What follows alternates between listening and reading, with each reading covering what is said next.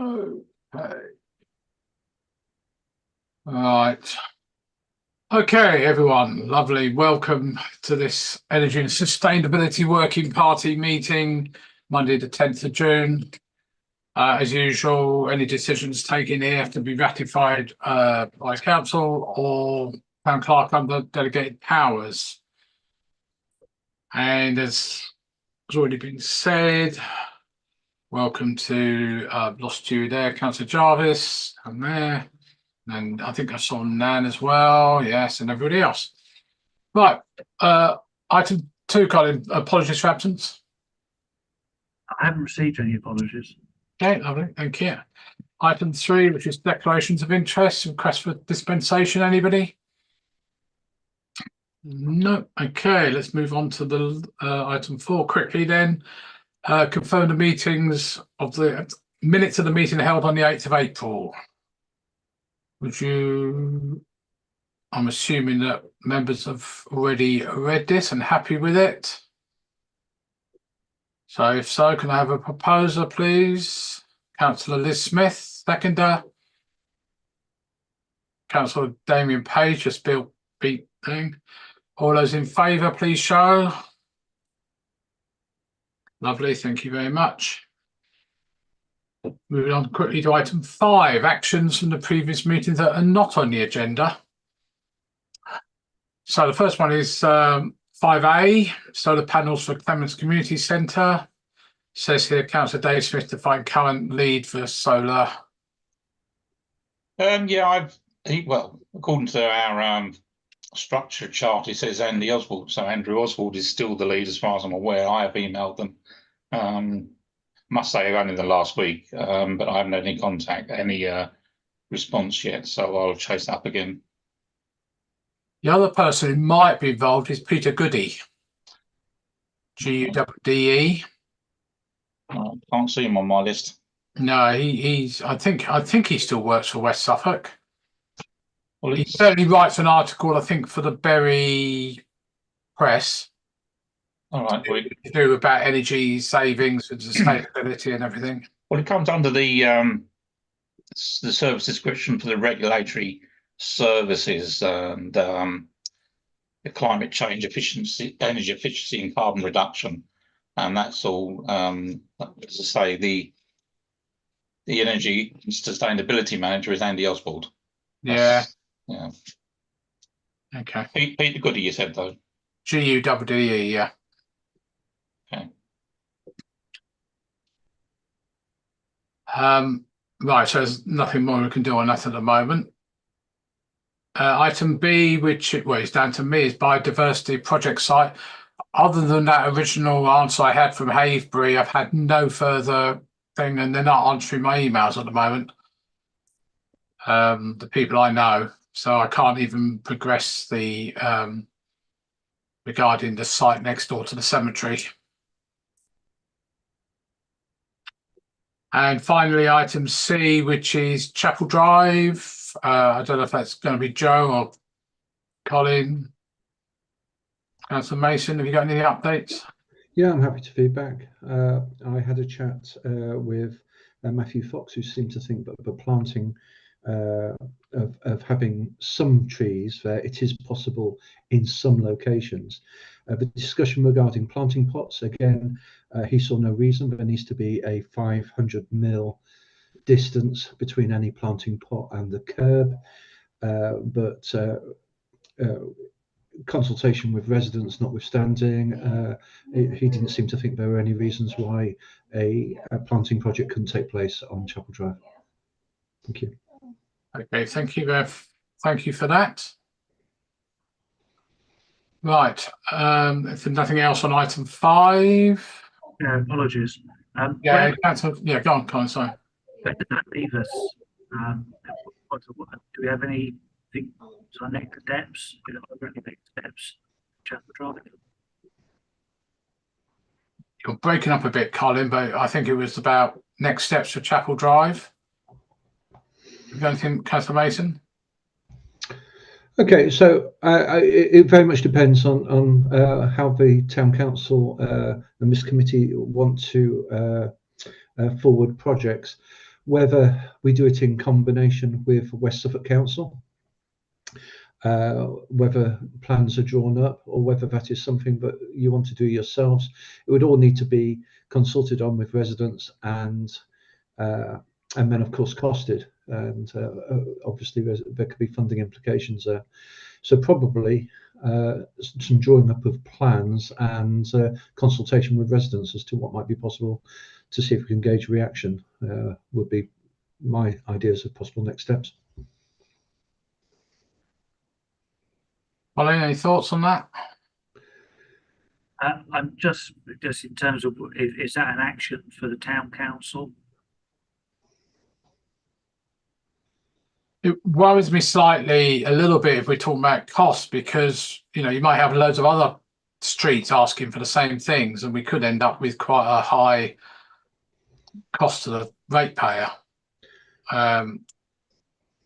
Jack, can I come back on that? Just share the cost somehow. I mean, I totally understand, and I think that's a perfectly valid statement. Having spoken with residents along Chapel Drive, in particular, when that was planted back in the day, it has suffered over the years in terms of it's lost an awful lot of trees.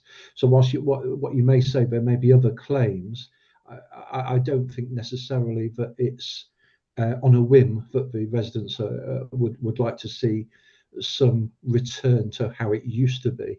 But again, whether this is a phased project that is kind of kept small and the costs are kept manageable over time, who's to say it has to be done in year one?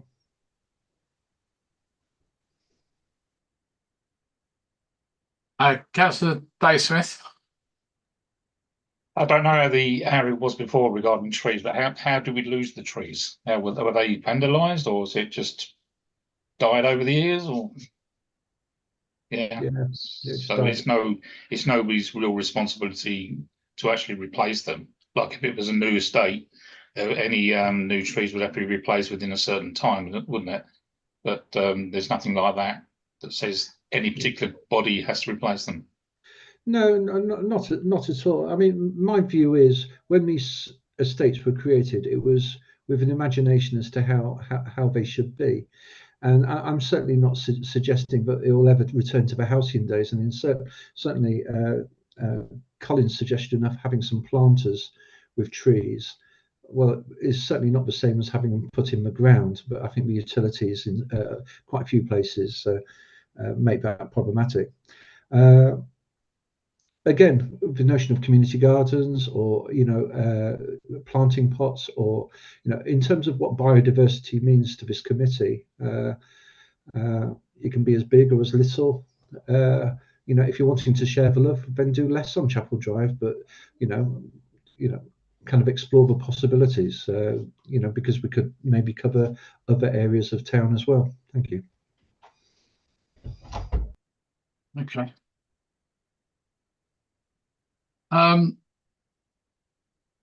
How do we go about trying to find out what residents want, whether they can contribute financially at all, any of them, or anything like that?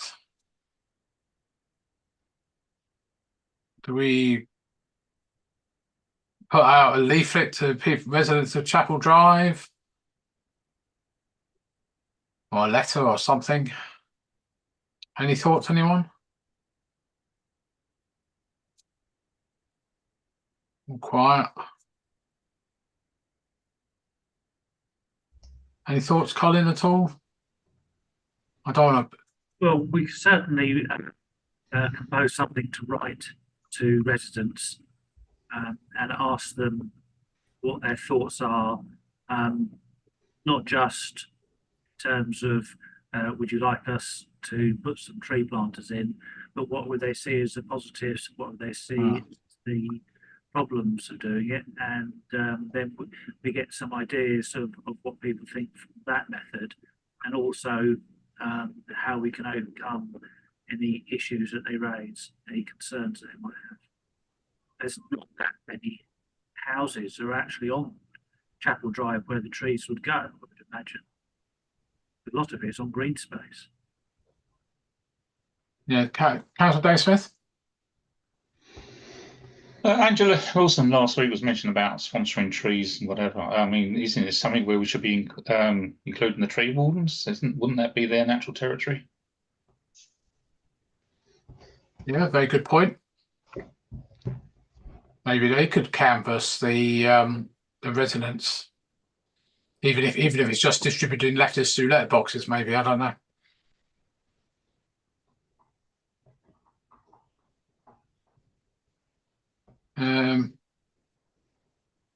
Doesn't seem to be any real thoughts on this one in terms of other than posting letters. So,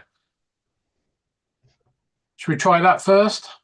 I don't know. There's quite a few houses down Chapel Drive, though. But yeah, I mean, in my discussions with Matthew Fox, he certainly seems to suggest that consultation with residents would have to take place. You know, I mean, that could nip it in the bud, if you pardon the pun. But or it could be something of a nice ongoing conversation about, you know, how the town council can support their street view. I'm not trying to make lots of extra work for the town council, of course. Is there an easy way of doing this, Colin, do you think? Let's go away and have a think about that, and we'll come back with some ideas. Yeah. Okay. Thank you for that. Yeah. Right. Well, just I'm assuming there's no members of the public, Colin. Number item 6. All right. Are you have we got Councillor Jarvis here and Nan as well? Are you happy for us to move things about a bit so we can talk about item 10 to start with? So That's fine by me. yeah, and obviously be friendly as well, Nan. So let's move up to 10 straight away, which is EcoVen recycling units, and welcome again, Councillor Jarvis. Thank you for having me.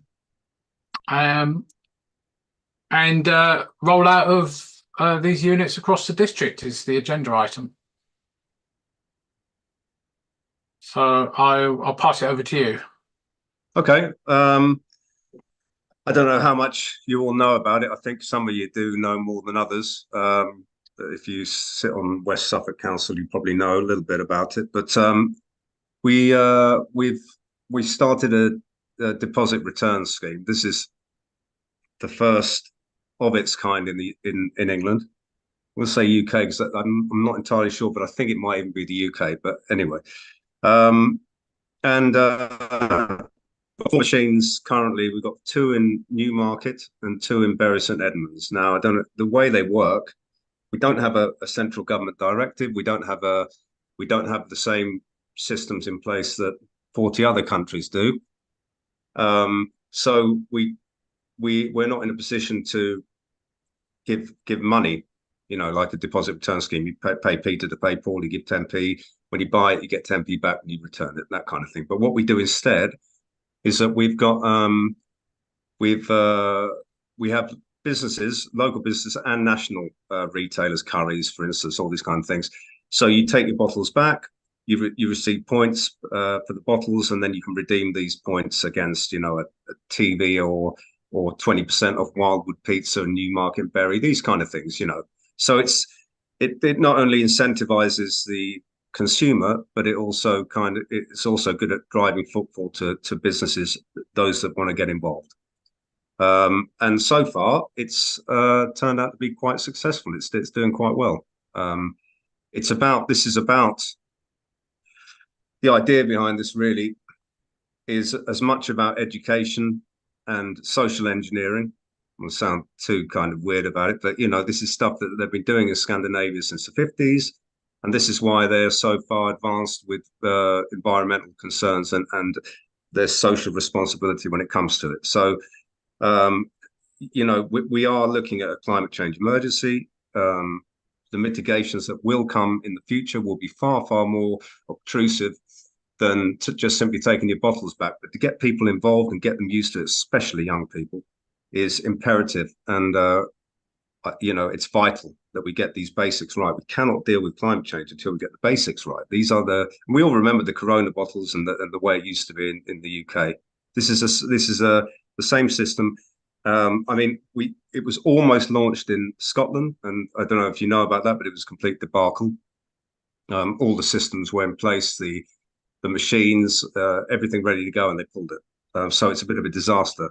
It's been kicked back here at the moment under the current government till possibly 2028. There's no clear directive on it at all.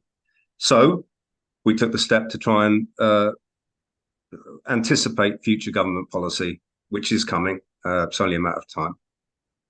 And that's that. That's really. If you've got any questions, I'm happy to fill you in. I don't want to bore you with the whole tirade. I could sit here for 2 or 3 hours talking about reverse vending machines and their benefits. But it's been positive for Newmarket and Bury, and it's been taken up with gusto, especially in Bury at the community college or the college. Yeah, the students have got right behind it. Yeah. Thank you for that. I'm glad you mentioned Corona, because I was going to say some of us older ones will remember Corona very well. The old the lorries coming round, I suppose, and the man taking them away and giving you your deposit back or whatever it was. I suppose you could argue that about milk bottles and various other things that are able to be recycled. Before I get on to anyone else,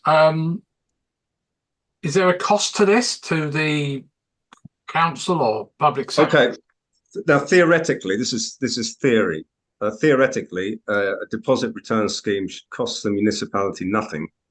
In fact, it should generate jobs and income and revenue, which is what it does. Currently, the cost was actually, because we have private sector partners, the cost was minimal. Actually, I think it was about 2,000. That was it to set it all up. Now the pilot is 6 months. We expect it to be extended. Certainly, the companies that are on board aren't going to back down off. They're not going to just pull the machines. They'll find a way to continue it, I think, either way. But it's been a minimal cost to the council just to set it up, and the costs of actually maintaining it are, next to nothing really. You just got to collect the bottles and keep the public informed. Yeah. On technical issue, does it require power of any sort? It does require power. Yes, it Okay. does. Oh, good old electricity. We'll probably have solar panels on them at some point. I don't know what its carbon footprint is. I should know that, shouldn't I? Well, it's not so much that. It's where you can site them, because location. Yes, of course. That's okay. Well, I mean, you want to kind of have it in. You want to have it somewhere. The two could usually go together in the sense that you want to have it somewhere fairly accessible to the public and somewhere that's kind of, for want of a better word, safe. That's why it's at the Rookery, and that's why it's at Abbeygate Leisure Centre, and so on and so forth. Yeah. Okay. Lovely. Right. Let's Councillor Mason, then Councillor Liz Smith. Hi, Joe. Thank you. Thank you, Jan. Pleasure. I'm a huge fan of deposit return schemes. So I've got a couple of questions for you. How many units do you anticipate Haverhill getting? And the other thing is, for quite a few years now, I've run a litter picking group called Keep Haverhill Tidy. Mm-hmm. And I think it's fair to say we've probably pulled several thousand bags of rubbish from our green spaces in the years that we've been doing it. For me, some of the environmental impact of waste is less so in town centres and more so, for example, in areas like Puddlebrook, where you've got, let's say, Dudley Hill petrol station that supplies young people with drinks bottles. And it's quite often, it's those locations where the legacy litter lasts longest, because actually in high street locations, litter gets picked up on a regular basis. And in terms of litter laying around, it's quite often in some of our green spaces near news agents, where some of the litter lasts longest in hedgerows. And for me, one of my concerns are, okay, yeah, it's great for it to be near a leisure centre, but I'm not entirely sure those are necessarily the best places. I mean, for me, Dudley Hill petrol station would be a great location. for a unit. So how many units? And will there be some level of consultation with the town council as to its location? Of course, you've got to find partners to take it. Thank you. I think, yeah, Joe, those all very good points. I mean, the company Trover, who are leading who supply the app and the technology behind it, they're in talks with like BP garages, people like that, to have these installed in those places. Very pertinent of you to mention that. I suppose due to the way it started, it's been prudent to get partners involved, and that has happened to be the Rookery, and this kind of thing. From a more practical point of view, absolutely, countrywide, they're actually working on these smaller cube machines, which means they fit over bins, like a wheelie bin. They fit over the top of them or something like that, and you put the bottle through, and the technology is identical, except the receptacle is a wheelie bin. So there's all kinds of new and exciting kind of cheaper ways to do it. I would say starting with, two machines, and I would say that as it comes down to partners and people who are willing to work with it, absolutely, all ideas or all suggestions are welcome as far as who the partners would be. And you find people know much more about Haverhill and its geography than I do, so you would be far better placed to know where to put them. Okay, thank you for that. Councillor Liz Smith. Liz. Okay, thanks for that, Councillor Jarvis. How would we, as a town council, or West Suffolk Council, I don't know if it's them that would do it, liaise with the people that supply these machines and to get this actually to happen? I know you were involved in Newmarket, but I just think the practicalities of it, how would it work? I think it would be similar to how it was the way that West Suffolk did it, which is to scout locations on the the recommendations of whoever would like to recommend.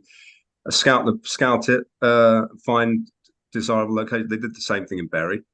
They got stuck actually there a little bit because we've got one in the college, but one in a car park, and it's having connectivity problems, and it's not in the best location. They just couldn't find anything else undercover or suitable in Bury for whatever reason. So I guess it would be the same procedure. West Suffolk would help to find the locations. So would it be the officers involved, or? Yeah, it was Damien. Yeah. No, sorry, Mark Walsh. Okay. He was closely involved. I know Julia Wakeland was involved in Bury. Okay. And the Newmarket was kind of fairly straightforward.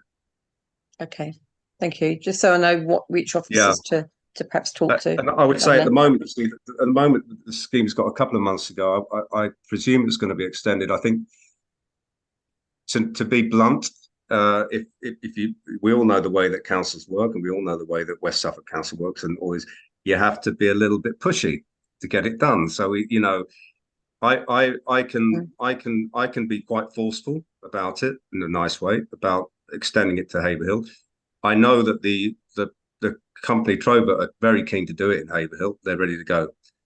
So it's just a case of encouraging Mark Walsh and the officers and Jill, to get behind it. Okay. And that will come from consensus, from the town council itself and from members of West Suffolk Council to kind of request it on the basis of consensus and wanting it. And it's a desire to have it, as well as me violently pushing them to do it as well at the same time, Okay, thank you. Yeah, but I think Haverhill, I always thought it should have been one of the locations. Actually, it would have made sense. But but it's the thing is, you can't really. It's very difficult to row back on. This has been a trailblazing, to quote Cliff Waterman, trailblazing initiative, and I think we should push forward rather than tread water or backpedal. I agree with you totally. A lot of comments you made. Councillor Dave Smith. Yeah, thanks. I just, yeah, you just mentioned that the trial period is coming to an end, so there'll be some sort of assessment on how it's gone. So if, say, one of the machines is not in a good location, is there any possibility of that being moved to Haverhill? Would that be Well, cheaper that was than starting a new one? a man after my own heart. Yeah, that was the leverage I was going to use actually. The fact that the one of them is in a location that's not working. Why don't we move it to Haverhill for the remainder at least, and then we've got it there. Then we've got it moving there, and and then create some extra momentum. So yes, that is part of the plan. I've been in touch with Liz, and I've been in touch with Julian and Gerald. I haven't directly contacted Jill and Mark Walsh until I have a clear idea of what Haverhill would like. And but yeah, that's absolutely right. Yeah, that's correct. That would be a good idea. I'm a little bit surprised that the Mildon Hub doesn't have one. Yeah, that's another one too. Yeah, there and what's in there and the leisure centre and everything else. I would have thought it'd been an ideal location for it. Yeah. One other technical question. Sorry, does it require Wi-Fi? It does. It has. It's a street light system. Yeah, it has what's the word? Like wireless Wi-Fi. Yeah. Yeah, 4G sort of thing. Yeah. Yes, exactly. Yeah. Okay. We just well, I think that sounds quite an interesting project. I think it would actually attract quite a lot of the older generation who do remember the Corona days. Yes. Used to do this. I know you used to get money back, but whether it's money or points or whatever it might be, would be an interesting thing. And I actually it's the first. Well, I have heard of it, but it's the first I've heard that we are actually doing it in the district. Yeah, well, I mean, I was on the. I did have a phone call or a Zoom with Rob Wakely, who is on the request of Steve Reed, the Shadow Environmental Secretary. And they were curious as how we did it. They didn't realise that it had been done, and they were asking the ins and outs and everything. And they said, "Well done for not waiting around for permission." They said so. So it is garnering a little bit of attention. And at the end of the day, we have this simpler recycling and all these other schemes coming in. We have a recycling rate. Our recycling rate's a low 50%, maybe on the plastic bottles, maybe a little bit more. Germany's 99, Scandinavia 99, Norway 99. The Norwegian white paper. We've had these consultations from DEFRA going on now for 10 years. The Norwegian white paper on it was one page. One page. Go on, get on with it. That was it. So it's a really fantastic way to clean up towns. On another thing is too, and you remember with the Corona bottles, kids used to go around picking them up. They used to clean up the town. You go in bins or wherever they were left and take bottles and take them to get money. What I noticed in places like Berlin is that people leave them often out for homeless people, and they have a little industry there going on where they just clean up. You'll never see a bottle anywhere. I mean, it's worth. As soon as you add value, add value to these items. That's when you've got to go. You have to lead people to water, and you have to make them drink. Oh dear, you caught me out. That's what I used to do in the 60s, go around knocking on doors for their Corona bottles. Well, there you go, exactly. But nice little side industry. I know. There's no downside basically, isn't it?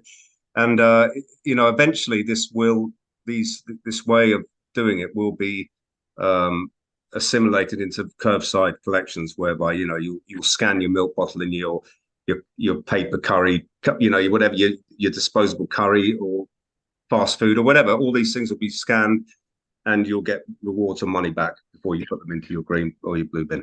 So, God willing, it is a climate change emergency after all. Emergency, definition of something that requires immediate action. So, in the first instance, is this something our West Suffolk councillors would like to take up with Mark Walsh and say, look, why are we not doing it? Or do we want to do it to the town council, Colin? Yeah, what I was projecting from much as Councillor Jarvis said. So if you have a vote now to say that you would like town council to write to West Suffolk requesting to take part in the pilot, then Yeah. that would be as one of the recommendations to approve full council later in the month. And then that obviously then gives a mandate Yeah. to district councillors as well. And obviously, I can write. Do I write to the portfolio holder? Do I write to Councillor Jarvis? Do I write to Mark Walsh?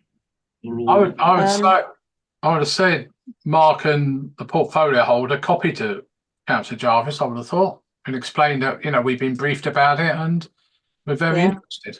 The portfolio holder is Gerald Kelly, isn't it? Yeah. Yeah. Yeah. Just to be fair, we were told development that a pilot was happening elsewhere. So we were aware of the pilot. You're breaking up a lot, Colin. Oh, how much of that did you hear? Yeah, I think I got most of that. Yeah. Councillor, Are you all happy for me to proceed at least with a kind of an email to West Suffolk to say that I have spoken and there is interest, just to kind of get the ball I rolling? think that'd be okay. Yeah, by all means, yeah. Yeah, it's great. I mean, I'm Thanks. keeping my powder dry, but I'd like to at least, you know, go for that. Yeah. Sooner or later. Yeah. Yeah, because the danger is by the time we have our full council and then it gets to West Suffolk and someone, you know, goes on holiday or something, it might be that trial finishes and, you know, they've walked away from us, as it were. You never know, someone might call a general election. Oh no, that's already Who knows? happened. Yeah, that's fine. Councillor Mason.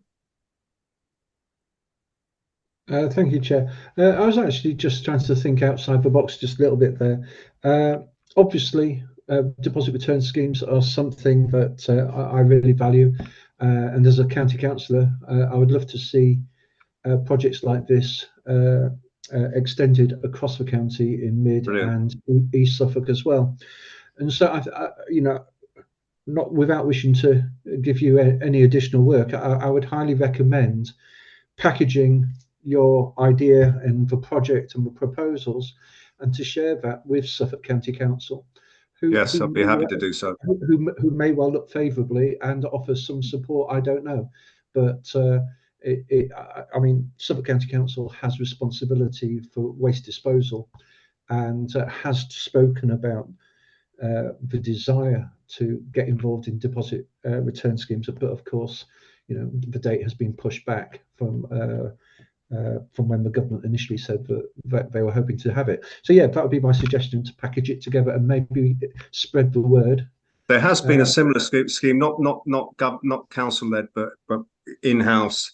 It kind of actually started in East Suffolk at a NHS hospital. They had one in there, but it was kind of you know, it was just within. It was in-house, but it's already been done in other parts of Suffolk. So no, I'd be very happy to do that, Joe, and I'll copy you in on everything as well, of course. Okay, so can we have a proposal that we write to West Suffolk from somebody? Councillor Damien Page, seconded by Councillor Liz Smith. All those in favour, please show. Hands there. Okay, Colin, for that one. Councillor Jarvis, thank you very much indeed. You're more than welcome. My pleasure. You're more than welcome to stay unless you've got anything else. I have a meeting to go to. Okay, so, lovely. Thanks for your time anyway. Thank you, Mike. God bless you all. Thank you for your time. Yeah, thank you. Thank you. Bye-bye. Cheers. Bye. So that was number 10. Let's move back to number 8, shall we? Which is Be Friendly, because Nan's here as well. Nan, have you got the agenda item says progress report. Okay, hi everybody. So I don't think Angelica is on the call, is she? Angelica Cofer? No. No, okay. So I will speak on her behalf then. Okay. So Angelica is the teacher that's leading the eco team at Castle Manor School, who are the ones that are doing all the work on this. Yeah. I mean, I've been helping them whenever they've wanted help, but they're the key people that she's done. They've all done loads of stuff. They've been brilliant. So they have got a week of events planned for the start of July. I don't have the exact date, but it's one of the first weeks of July. They're going to be having lots of sort of educational / fun bee-related events. So from presentations to educational events, competitions, giveaways. They've done some interviews. So the whole school will get brought into all of those components. They wanted to do, have you seen the bits of paper you get that have seeds impregnated in them and you can plant the paper? Mhm. So I have sponsored 250 of them for the school, and they're going to use them as part of a whole raft of things, prizes, giveaways, that kind of thing. So they're very cute, actually. So that was this week. So they are more or less organised. They're just going to do all the finalisation. So the one piece to add onto that is that Angelica and I have had quite a lot of discussions, as some of you know, particularly Colin, about the spraying, which has restarted, at least as far as I can ascertain from Suffolk County Council. I don't quite know what West Suffolk is doing, but so her and I have had a discussion that although this will go ahead and it will be all about helping bees, as you know, that's my cause, if you like, it won't fall under the umbrella and can't be used under the umbrella of the Bee Town. Well, I mean, to be honest, I think even if you tried to apply to the charity, they wouldn't do it if they're spraying anyway. But we have had a chat and decided that feels counterintuitive. And I'm not going to go into lots of detail or conversations about that because it's not part of your agenda. But that's just a footnote on that. So it will go ahead, and the key importance is education and helping the bees and getting everyone involved, and that will still go ahead. She's not here, obviously. I don't know any more details than that, but that's everything that I've got to update on. Appreciate your update on that anyway. Yeah, I have been reading the press about the spraying and everything and comments in the school getting involved and everything. And I'm guessing that Councillor Mason might have some more news on that, being a county councillor. No, I want to start off just by thanking Nan for the excellent work that she does in promoting, trying to use methods that don't involve spraying. And I've seen many of your emails, Nan, and I think there is still a discussion to be had and exploring at Suffolk County Council regarding other options. They tried acetic acid and it just didn't work, and it has resulted in some quite high significant costs.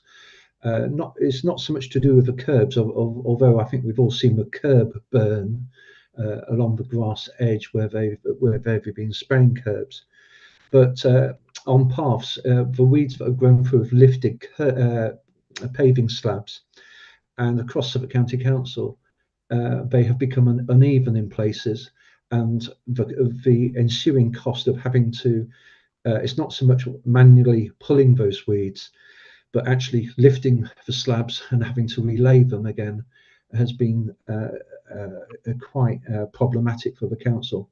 So yeah, I can confirm I'm not happy about it, because I worked with Julia Wakelam on a motion to ban glyphosate at West Suffolk, and it's certainly not my chemical of choice, so to speak. But yeah, they have certainly around the curbs. As regards West Suffolk, I've had a number of conversations, and they seem really stuck on, they still do not want to use glyphosate. And so my understanding is they are not using glyphosate because, of course, I had a motion passed with Julia Wakelam stopping the use of glyphosate. So we shouldn't be seeing any tree burn where we see the burn marks around trees. And I think there's lots of evidence to see long grass and growth around trees. So, I think it's good that West Suffolk are leaving areas for meadow as well. But, there's been quite a lot of discussion about the bee orchids around town. And I think there'd possibly been one or two mistakes where some bee orchids have been cut down. But there seems to be a much greater awareness. And certainly the work that we do on the Meadowlands estate, it's absolute joy with, the meadows that have been created there by West Suffolk. And I've seen elsewhere where they're only cutting, let's say, the first metre along the roadside and then allowing the long grasses and wildflowers to grow. So, and none of that would have been possible without your activism as well, Nan. So I understand and absolutely share your concerns with the use of chemicals. I'm still wanting to talk at county, but at the moment, they don't seem to have another solution that's cost effective, but they're willing to explore. But I'm sure you'll continue to try and persuade otherwise. Thank you. Thank you, Joe. Thank you, Nan. Anyone else got any questions at all? No. No, I appreciate your help. You're more than welcome to stay, obviously. I know I'll head off if that's all right. But I would just like to say on the bee orchids piece that has been really noticeable. It's fantastic. I've seen lots of patches and bits left, which has been great. I was wondering about whether to pull together, every time I see them, pull together a bit of a map of the different places they are, but everywhere I've seen has been left. So I'm assuming they must already have something like that. I mean, Joe, is that something that's useful, or do they already know? I've got no idea, actually. That's all right. Anyway, it looks good and there's lots left. And Colin, you may have something. Colin? Yeah, I hope you can hear me okay. Just on the bee orchids, Damien Parker and Simon Collins, they are aware of where these things are, and there's a standing instruction which has been recently reinforced after a mishap, that their contractors and their staff are to look out for bee orchids. So they are aware of where they are being found. They're getting reports back from their workers. Excellent. Thank you very much, everybody. Councillor Smith, David. I just wonder if we're supposed to sort of say when we got in our gardens. We've got about 50 in our gardens, so I don't know if that's supposed to be on their map at all. They can cut our grass down any other time of the year they like, but there we go. Yeah, I don't think that will happen, unfortunately. Lovely, thank you, Nan. Appreciate your time again. Right, let's move. Thank you. Bye. Thank you, bye-bye. Number 7 then, energy efficiency at Haverhill Arts Centre, which is down to Gary. I've lost you again. There you are, middle right. Okay, good evening. Colin and I met with Miles Messenger from Equans a few weeks ago and had an interesting conversation. There is coming in the autumn the SALIC, well, it's the phase 4 of the decarbonisation scheme. There will be over 3 years, 2025 to 2028, £1.17 billion worth of funding to be distributed. I don't believe there's a date set on the website. It says for further information coming summer 24. Miles stated that we will head with our planning towards an autumn delivery when it goes live. The difference this year with the SALIC application, I believe from the previous occasions, that it's not on a first come first served basis. It's on a basis of worthiness, or they're taking a holistic view of everyone's applications. In terms of what we need to do from this point onwards, we're trying to get an officer from Equans assigned to us. I've been trying to lock Miles down a date when the officer can come over and meet with us at the art centre. So that, in essence, would be the first step, which is to develop a brief, an economic planner with a timescale. Now that would then be expanding out into the second part of the plan, which is an online business case, the outline of the business case, followed by ramping up to an IGP, which is an investment grade proposal. With obviously, as I mentioned, the timescale for us to get to that point at some point early autumn. Like I said, the government website doesn't have exact dates on yet, but Miles stressed to us that we really should be ready to go then. So basically, hoping as soon as we can get Miles to lock us down with one of his colleagues who will become our main officer, we can then start moving forward on this. That's where we're at. Miles is very positive, but again, this is the application process. We can only do what we can do and see where the cards fall. He's relatively confident that we're going to get receive some funding if the plan is right. So, but all we can do is move towards that. So, alongside all the events we're running in the summer, there's a big piece of work to do, which will obviously keep you informed at every point. As we head towards, as soon as we know the date, we can let you know when Salix goes live, and that'll be the date that we're heading towards putting our hat in the ring for the funding. Thank you. Gary, thank you. Maybe a pertinent question. Could this be affected by what happens on July, whatever date it is, 4th? I'm unsure about that. I think it's a government website. I've got it in front of me. It seems to be there. Possibly, who knows? I don't think we're. I think John. That's a question that we'll know a bit more later. Yeah, July the 5th. We'll know, yeah. No, that's fine. No, that's okay. Thank you for that. Any other comments on that? Updates on that at all? Okay, lovely. Thank you very much. So we'll move on, switching all over the place. We'll move to item number 9, increasing biodiversity, regarding the Suffolk Swift boxes, which I did see one the other day in the Arts Centre. Councillor Liz Smith, down to you. Yes, I left that there on Colin's desk. Yes, so I met a couple of weeks ago with Eddie Bathgate from Save Our Suffolk Swifts. And he gave me a fair bit of information, and he's sort of followed it up with some emails, which I will circulate around to you all. Basically, it's raising awareness within the community. So we as a town council can, do that through our literature or on our website, raising awareness of these Swift boxes that can be made fairly cheaply. They don't necessarily, Suffolk Swifts don't necessarily make them for us, or I think we can get them to, but it's actually cheaper to make them yourselves. Or you get volunteers that might do that. And actually, Dave suggested the working with a men's shed, perhaps something they could do, and volunteers like that might get involved. So it's really a community thing, and trying to get the community to sort of take part in it, to get people to have a Swift box. We as a public body can have a set of Swift boxes that can be supplied by them, so we won't have to make them ourselves.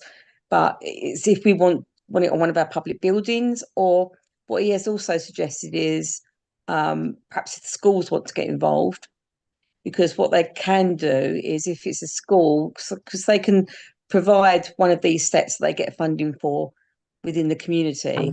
But he did say that they might be able to put it, say if a primary school came forward and then the secondary school came forward, we may be lucky to get, a couple of these sets provided within the community. So it's really how we want to do it and encourage it. So it's about promoting it, on our websites, perhaps on news, some sort of literature if we wanted to, if we had the money to do that. So he's given me lots of information that we can use, and we can share it with the community. But just want to know what your thoughts are on this. And we also suggested that we could do something with regards planning. So I'd have to talk to somebody on development control at West Suffolk, I think there. But you can actually put it into, that'd be Dave. You can put it into any requests for new developments, new housing. These Swift, these Nest bricks, I don't know if you've heard of them. But they have had them in, I think it's Fulbourn, in Cambridgeshire, where they put them in some of the new development. They built the council developments. I think they built some like council houses, if there are such a thing still. So it's something we can also potentially, as you know, on our planning committees and that, put forward proposals that any new developments incorporate these nest bricks. But he's given me all the information around that and what you'd need to quote, you know, what you would need to suggest to planning officers and how you could do that. So yeah, any thoughts on how we would progress with that? It's too late in the year to do much now, but they'll come back next spring. So before next spring, we want to get something out there, some, you know, people getting people interested and involved, and see if we want to do something on our own public buildings. Okay. Thank you, Liz. Thank you, Councillor Smith. I was looking at when I saw that the other day, I did wonder, you know, one of the simplest ways of doing this is just to social media it, put it out there, you know, do a little bit of a campaign, as you're quite right, later in the year or early next, you know, very early next year. Get it out there, you know, and there has to be a link to the Wildlife Trust website when they've got that build a box thing. I wonder if that would encourage a lot more people who have, you know, just got a bit of wood lying around, or suitable wood anyway, and a little bit active, you know.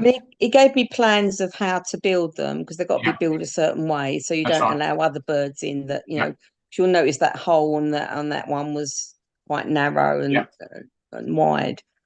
So there are ways in which to build them, which he's sent me the plans.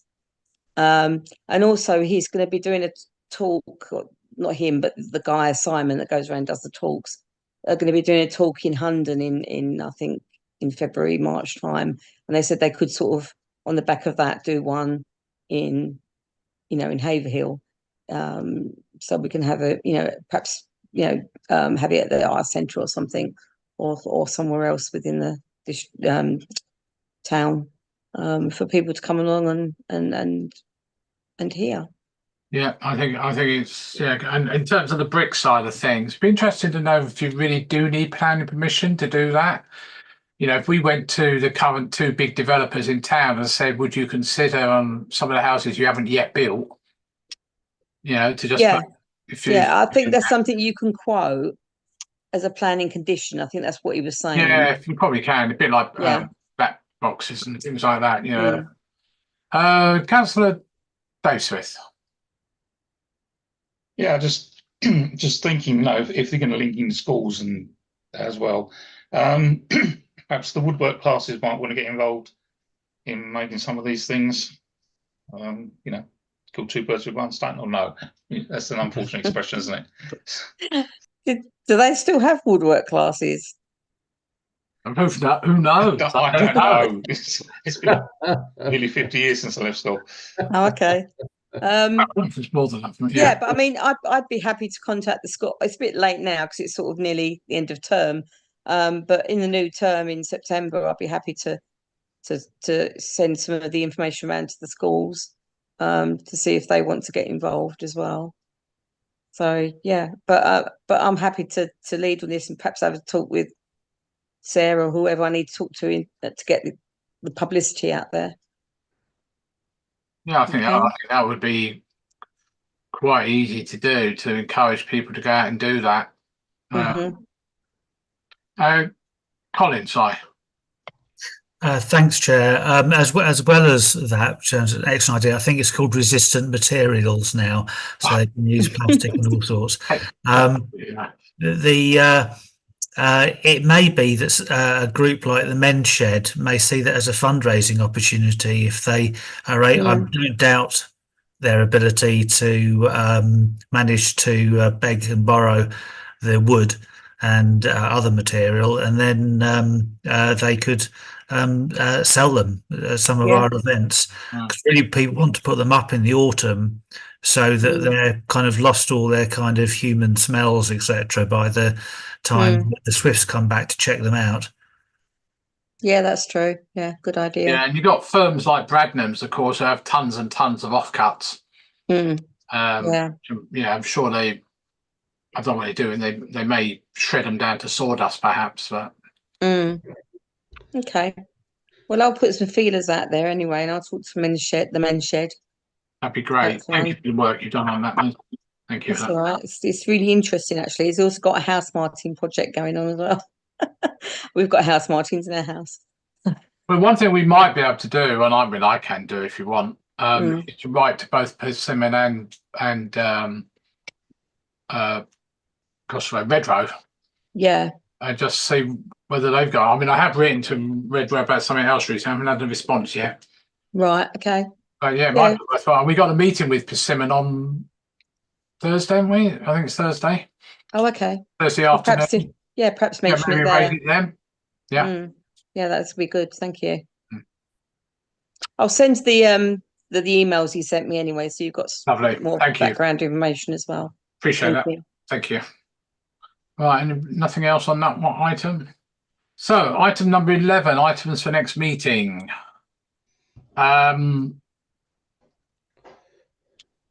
been very disturbed about, we were talking about grass cutting earlier on, about the quality of the grass cutting that's going on.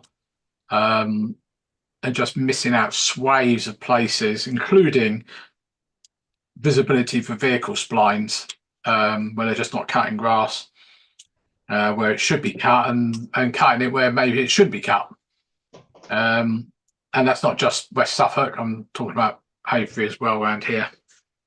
The other thing from our side of things, I was going to say, I think it's probably worthwhile, Colin, maybe to have a review of the website page for Sustainable Haverhill. Yes, it does need updating, certainly. Does highway safety really come under the remit of energy and sustainability? I don't believe that the failure to cut all of the vision lines necessary for highway safety is down to a kind of ecological. No. It's just bits that have been missed. I think they're just missing them. I mean, they're doing roadworks at the end of my road here by the gas board, whatever they're called these days, Cadent. And highways have been along and haven't even bothered trying to cut the verges up to the road signs that are there. They just left them, so they're just growing longer and longer and longer. And I think it's there's something not quite right, and it's not, as I say, it's just not there. It's just, I know we've had rubbish weather. I mean, today wasn't brilliant again, and it mucks up the schedule, of course. Not West Suffolk that do that work on behalf of highways. West Suffolk do. Yeah. You're saying highways are cutting it, but highways aren't cutting it. Highways are signing checks. Yeah, highway signing checks is West Suffolk on behalf of highways. Yes. There has been, Chair. I think it's maybe on the County Council's website. Perhaps Councillor Mason can confirm. There is actually pretty clear guidance and explanation for the public on the cutting schedules, and I think what the County Council and district councils have found is that they need to cut some of the area so that people can tell that the rest has been left deliberately, where the intention is to leave it, let it grow for biodiversity. That's apart from the question of highway safety, where there is a duty to make sure that the highways is safe. So I think there are 2 cuts a year for the 1 metre kind of stretch close to highways junctions. But I think that's different from the sustainability work they're doing. Yeah, no, I'm not disputing that. I think maybe they're just so far behind because of the weather. But even the areas that, I mean, the area I walked through going downtown, it was only just cut this week, for the first time this year. And it's ridiculous. If you're going to cut it, at least cut it at the beginning of the year, or beginning of the season, so you do know that you're going to be cutting it, or you're just going to leave it, which is fine. I don't mind them leaving it. It's just that, the whole place looks a bit of a mess. And of course, we've got the usual problem of someone cuts one bit, someone cuts the other, and the other person hasn't cut it. So it just becomes a mismatch. Councillor Mason, Joe? Just really briefly, I know as a West Suffolk councillor, I get updates, as I'm sure most of us do here, regarding the cutting schedule. I just wondered, Colin, do you receive those cutting updates? You're muted. Sorry, if I get them in time on the Friday, I forward them on to councillors, but sometimes they come out rather late in the day. Yes, normally I would forward those through. I think Councillor Burns is right that there was some disruption due to the rain that they weren't able to cut. Yeah, I mean, one of the things we can do, rather than, let's say, myself raise it in the chamber, I mean, as a council, we could communicate back to West Suffolk if we are unhappy with the schedule that is presented to us. I mean, there's cost implications in terms of how many rotations they do, and they try and do a third of the area. They have a formula for how they're trying to get around different parts of the town. But if it's not working for us, then maybe collectively we should communicate back. Well, I think one of the problems they've got is they need to sharpen the blades on the machines. One of the things. Sorry, I'm not sure. And also, no, I know that. Yeah. And sorry, Alexa, talk to me. Councillor David Smith. David. Yeah, I think where the grass has been miscut, I don't think that's a question to hot in the chamber. That's just business as usual, isn't it? Just contact the relevant officer or if you like, portfolio holder. But I mean, you've got to get used to, I think, that grass is not going to be cut as often as it was in the past, and nor should it be. So what some people might think is untidy, and some others might think is a nice little bit of wild grass, you know what I mean? It's where it is, I think, is the important thing. If it's causing a safety issue, then yes, it should be cut back. But generally speaking, we don't need to have manicured lawns along the edges of roads. No, it's not that. It's total. This is why one of the things I'd hoped to come out of that review was Haverhill and West Suffolk and I can't remember who the other one was, someone else, actually working together to, if you're going to cut an area, cut the area. Don't just go up to the area that you don't own and stop there, because it comes unsightly for residents. I mean, I've had quite a few complaints from residents. I've been walking around, and they quite rightly say, don't bother cutting it, or if you're going to cut it, make sure the whole lot's cut. I think where it is cut is where it's left. When I've spoken to Haverhill in the past, that areas where they seem to be under the impression that their contract with their people is that they cut and then take it away, but it's not happening. No. And also, Haverhill have just taken on grass cutting themselves this year. They don't use can't remember what the name of it was. Verdi, was it? Something like that. Can't remember what they used. All right. Okay. Sorry, that was my bit. Just mentioning about under items for next meeting, but it's not really items for next meeting. Just mention it. Anybody got any items for next meeting other than what we've already discussed, which is quite a lot anyway? No. All right. That's fine. Thank you. So date of next meeting, item 12 is Monday after summer holidays, Monday the 16th of September, whatever summer holidays are. Is there something we have for something like that? I don't know. And item 13 is closure at 20:06.